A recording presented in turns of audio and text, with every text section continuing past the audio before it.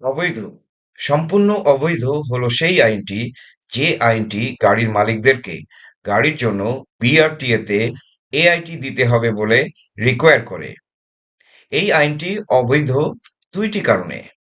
Number one, যে সংসদ এই আইনটি পাশ করেছিল সেই সংসদই ছিল অবৈধ। যেহেতু সেই সংসদটিই ছিল অবৈধ, সেই সংসদের কোনো আইন, রুলস, রেগুলেশনস কোনো কিছুই পাশ করার কোনো এখতিয়ার ছিল না। সেই অবৈধ সংসদ যত আইন, রুলস এবং রেগুলেশনস পাশ করেছে সেগুলো পাশ করেছে এখতিয়ার বহির্ভূতভাবে। সুতরাং সেই সংসদ দ্বারা পাশ করা সমস্ত আইন, রুলস এবং রেগুলেশনস সবকিছুই অবৈধ। যে আইনটি গাড়ির মালিকদেরকে রিকোয়ার করে গাড়ির জন্য বিআরটিএ-তে এআইটি দিতে হবে, এই আইনটি পাশ করা হয়েছিল সেই অবৈধ সংসদ দ্বারা, যে সংসদটি নিজেই অবৈধ হওয়ার কারণে এখতিয়ার বহির্ভূতভাবে এই আইনটি পাশ করেছিল। সুতরাং এই আইনটি অবৈধ। এবং নাম্বার টু, এই আইনটি হলো সম্পূর্ণ অযৌক্তিক। এই কারণে এই আইনটি হলো অবৈধ। কোনো আইন যুক্তি বহির্ভূত হতে পারে না। যখন কোনো আইন যুক্তি বহির্ভূত হয় বা অযৌক্তিক হয়, সেই আইনটি বেআইনি, সেই আইনটি অবৈধ। সুতরাং আমার দাবি, এবং আমি অ্যাবসলিউটলি শিওর যে বাংলাদেশের প্রত্যেকটি গাড়ির মালিকের দাবি, সরকার এই মুহূর্তে যে আইনটি গাড়ির মালিকদেরকে গাড়ির জন্য বিআরটিএ-তে এআইটি দিতে রিকোয়ার করে, সেই আইনটিকে এই মুহূর্তে অ্যাবলিশ করুক। এটি আমার দাবি, এবং আমি শিওর বাংলাদেশের সকল গাড়ির মালিকদের দাবি এটি। এবার আমি আবারও বলছি, এই আইনটি বা যে আইনটি গাড়ির মালিকদেরকে গাড়ির জন্য বিআরটিএ-তে এআইটি দিতে রিকোয়ার করে, এই আইনটি অবৈধ দুইটি কারণে। প্রথম কারণটি হলো, এই আইনটি যে সংসদ পাশ করেছিল সেই সংসদই অবৈধ ছিল বিধায় সেই সংসদের কোনো আইন, রুলস, রেগুলেশনস কোনো কিছু পাশ করার কোনো এখতিয়ার ছিল না। এবং যেহেতু সেই অবৈধ সংসদ এখতিয়ার বহির্ভূতভাবে এই আইনটি পাশ করেছিল, সেই কারণে এই আইনটি হলো অবৈধ। এবং দ্বিতীয় কারণ হলো, এই আইনটি সম্পূর্ণ অযৌক্তিক। এখন আমি ব্যাখ্যা করছি বিআরটিএ-তে গাড়ির জন্য এআইটি দেয়া কেন অযৌক্তিক। এআইটি, এটির ইলাবোরেশনটা কি? Advance income tax. Advance income tax, প্রথম কথা, এটি হলো ইনকাম ট্যাক্স। আচ্ছা, এটি ইনকাম ট্যাক্স। হ্যাঁ, আমি অ্যাবসলিউটলি এগ্রিড, আমি সম্পূর্ণই একমত যে যখন একজন ব্যক্তি ইনকাম করে সেই ব্যক্তির ইনকাম ট্যাক্স দিতে হবে। কিন্তু ইনকাম ট্যাক্স দেওয়ার প্রপার বডিটাকে, ইনকাম ট্যাক্স দেওয়ার প্রপার ফোরামটাকে এনবিআর, নট বিআরটিএ।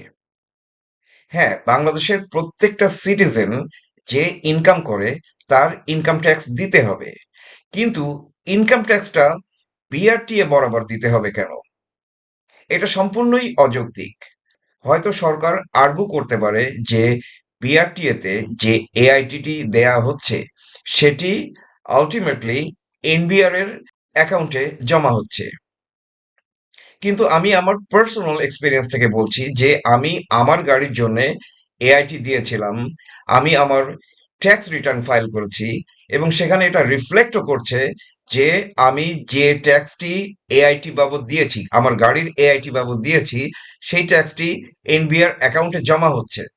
কিন্তু আমি সেই টাকাটি পাবো এনবিআর থেকে, আজ পর্যন্ত এনবিআর আমাকে সেই টাকাটি রিটার্ন করেনি।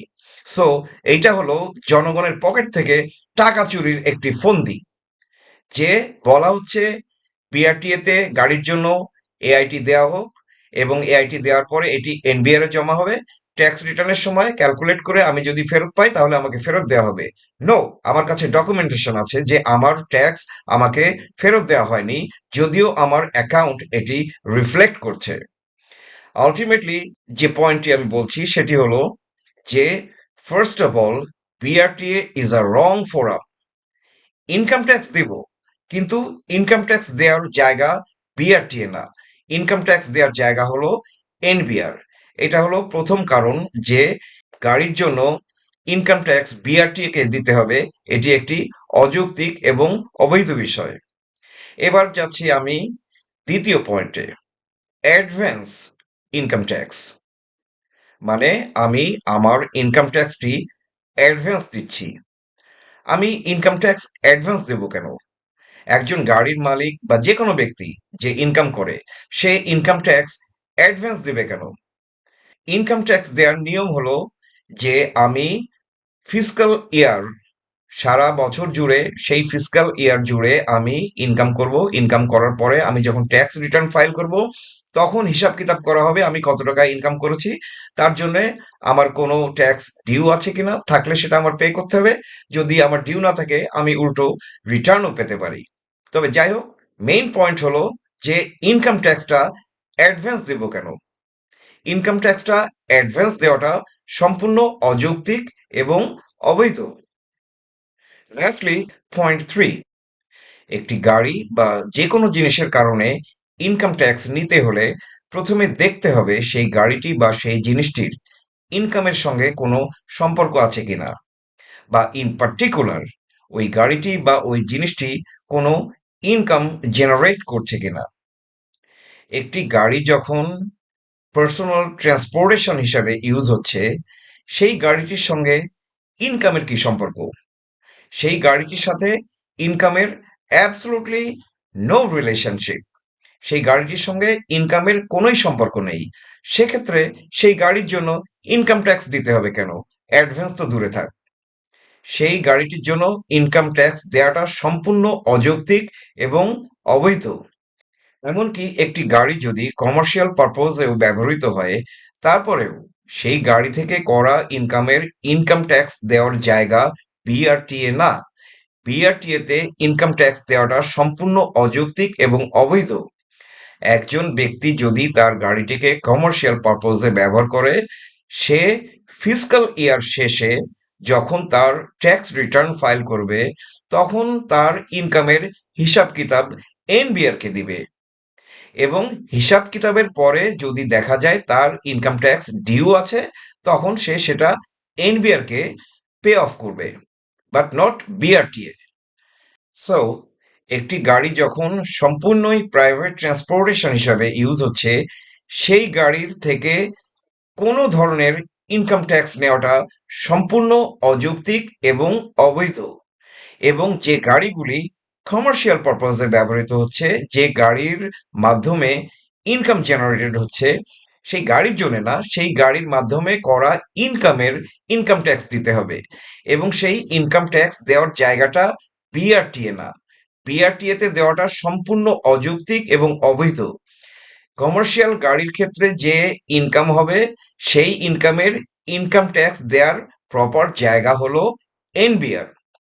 সুতরাং অল টুগেদার গাড়ির জন্য বিআরটিএতে এআইটি দিতে হবে, এই রিকোয়ারমেন্টটি সম্পূর্ণ অযৌক্তিক। এখন টোটাল জিনিসটাকে সাম আপ করি।